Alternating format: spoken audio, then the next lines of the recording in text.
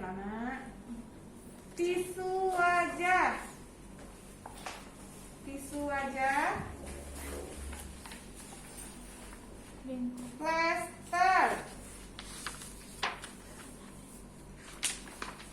Gunting. Mana guntingnya? Gunting. Namanya ini gunting plester atau gunting perban. Ya. Kemudian ini tahu apa namanya? Stetoskop. Ya, stetoskop. Kemudian patelida. Patelida itu yang ini. Nih. Udah tahu patelida?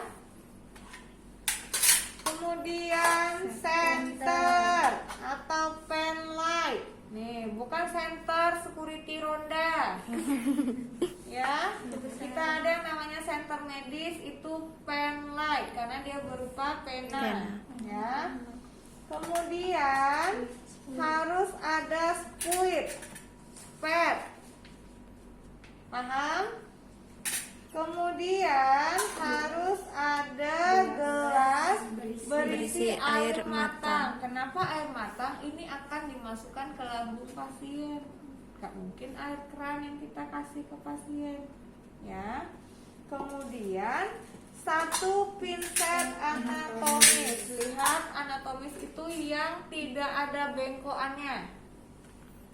Pinset kita ada dua, pinset anatomis, pinset serugis. Ya, gunting pun seperti itu, gunting kasa, gunting jaringan, itu harus dibedakan. Kemudian ada lagi yang namanya sarung tangan. Nah, letaknya nanti ibu kasih tahu ya. Kemudian ada lagi yang namanya peniti untuk mengkaitkan selang NGT-nya. Ya, nanti kita contohin. Troli. Troli itu yang didorong-dorong perawat. Nah, ya, beserta alasnya. Posisinya di mana, Bu? Nah. Satu lagi jelly. Mana jelly yang kata Kak Bibah dikasih? Di dalam botol ada. Bukan jelly ini, dia jelly NGT. Ini ya, Bu? Ya. Kalau jelly ini jelly USG. Karena jelly USG, tahu jelly USG? Nah, kalau jelly untuk pada pasien yang akan dipasang NGT, kalau ini pasang kateter nggak apa-apa lah. Ya, tapi kalau ini kan akan dimasukkan ke dalam mulut. Ya, ini namanya jelly. Ya. Nah, yang harus masuk ke dalam bak instrumen, pad ini kalau dia masih dalam kemasan tidak usah diletakkan di sini, karena ini letaknya alat yang bersih dan alat yang steril. Tapi kalau dia sudah terbuka dari kemasan, wajib dimasukkan ke dalam bak instrumen. Ini prinsipnya bersih atau steril? Ini harus steril. Segala sesuatu hal yang akan dimasukkan ke dalam tubuh pasien harus bersifat steril. Paham? Paham. Kalau tidak ada yang tidak paham, silakan bertanya. Satu lagi ada yang namanya kasa. Kasa ini tujuannya untuk apa, Bu? Untuk dililitkan ke tong spatelnya. Karena nggak mungkin ini langsung yang diletakkan di dalam mulut si pasien dan harus bersifat steril. Nah, selesai persiapan alat. Ada yang nggak tahu? Sudah tahu alat-alatnya? Sudah. Masuk ke tahap orientasi. Memberi salam dan memperkenalkan diri. Memberi salam, ingat salam cuaca. Pagi, sore, malam. Nggak semua pasien kita muslim. Ya. Assalamualaikum, Bu. Rupanya nggak muslim. Ya. Boleh menggunakan assalamualaikum sertai salam cuaca. Salam cuaca kan salam sejuta umat. Iya kan? Mau siapapun bisa menjawab. Kemudian selamat pagi Bu, perkenalkan nama saya Perawat Yona. Saya yang bertugas untuk di ruangan ini dari kalau kita masuk pagi jam 7 sampai jam 2. Kita masuk siang dari jam 2 sampai jam 10. Masuk malam dari jam 10 sampai jam 8 pagi. Seperti itu. Kita harus menjelaskan. Nanti kembali lagi kita memberi salam cuaca pagi sore malam. Kemudian kita memperkenalkan diri kita siapa. Jadi nggak ada alasan lagi. Tadi ada perawat yang masukin selang ke hidung saya. Siapa ya nama perawat itu? Yang gendut-gendut, yang pendek-pendek, yang hitam-hitam. Kan nggak gitu lagi. Toh kita sudah perkenalan, ya kan? Tak kenal maka tak sayang. Makanya kita harus perkenalan. Walaupun kita sudah 100 kali ke pasien itu, tetap harus yang namanya perkenalan. Ya. Kemudian menjelaskan tujuan dan prosedur tindakan kita. Kalau menjelaskan tujuan, walaupun ini tindakan keperawatan, jangan gunakan bahasa setan kita ke pasien. Bu, kita mau memasang NGT ya Bu, kita masukkan IV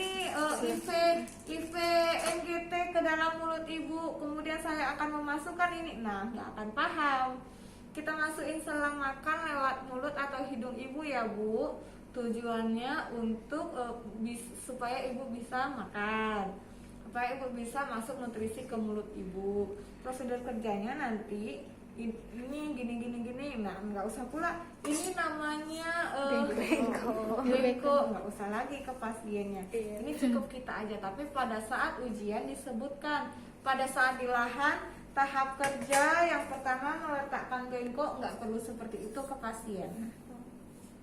Ya, kalau sudah ke pasien kita langsung do. Ya, di labor aja yang kita menjelaskan atau di saat ini tahap pemasangan NGT ada 4. Yang pertama, nah untuk apa itu sama pasien? Lama kan? Ke pasien kita harus paling lama 15 menit. Semua tindakan. Ya, nggak perlu lagi kita seperti ini menjelaskan. Tahap pemasangan NGT itu ada 4 tahap. Yang pertama mengecek catatan medik, nggak usah kalau ke pasien ya. Sudah harus di luar kepala, kecuali saat di labor, saat ujian OSCA, saat ujian di lahan ya. Nah, kemudian setelah itu kita memberi pasiennya bertanya dulu.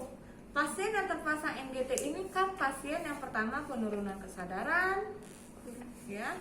Pasien yang mengganggu dengan kesulitan menelan. Kalau seandainya Bu, kan pasiennya nggak sadar Bu, ngapain kita komunikasi?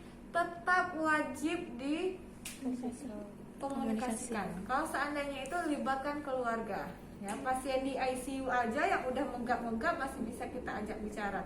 Jangankan pasien, jenazah, perawatan jenazah tetap harus ada komunikasi kita. Ya ngomonglah kita dengan jenazah, ngomonglah kita dengan mayat, ya. Nggak harus ada yang namanya komunikasi. Kemudian halat lagi, lupa ibu, yang ada yang harusnya kita sebutkan itu sampiran. Karena apa? Tidak semua ruangan pasien itu ada yang namanya sampiran. Nah, ini sampiran nih. Sampiran itu tahu teman, tahu adik-adik, sampiran itu kain penutup peruangan sekat-sekat.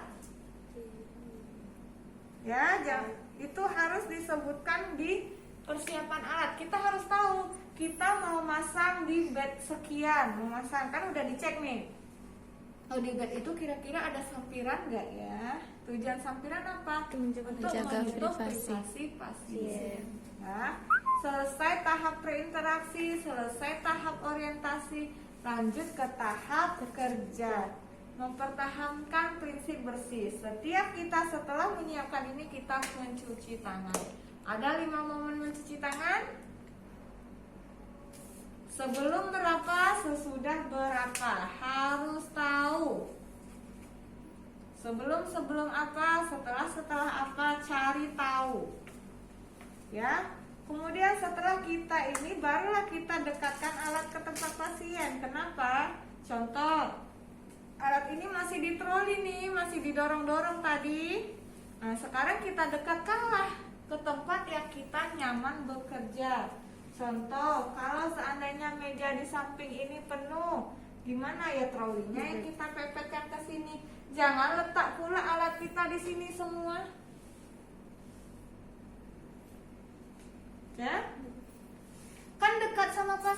dekat dengan pasien kan nggak harus di situ pula.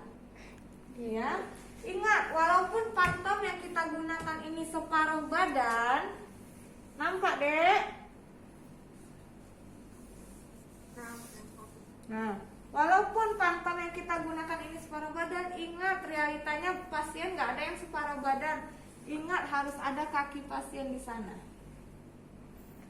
Ya, jangan nanti Bu kan pantomnya semua di situ, taruh alat di sini boleh lah Bu. Nah, berarti kita secara rasionalnya naruh di kaki pasien. Pasien tidur di sini seperti ininya kita taruhkan di sini. Kan nggak mungkin ya. Jangan itu pula yang harus diarahkan. Contoh, perawatan luka pada tangan pasien, yang dilihat hanya tangannya. Selamat pagi Pak, gini. Nah, luka bapaknya ini di sini.